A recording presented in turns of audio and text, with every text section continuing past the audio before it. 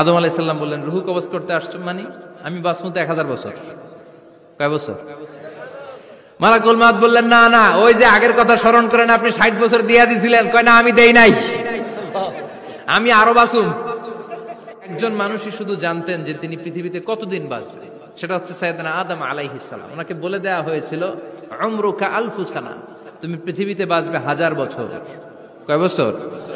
সাইয়েদনা আদমের সামনে অনেকগুলো রুহু রাখা হলো। সাইয়েদনা আদম বললেন, এরা কারা? আল্লাহ বললেন, এরা হচ্ছে নাসালুক, তোমার বংশধর, পৃথিবীতে তোমার পর এরা পৃথিবীতে আসবে।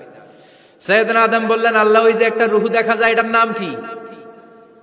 আল্লাহ বললেন, হাদা ইবনুকা দাউদ, এটা তোমার ছেলে দাউদ, সে দুনিয়াতে নবী হয়ে আসবে, তার ছেলে সুলাইমানও নবী হয়ে আসবে।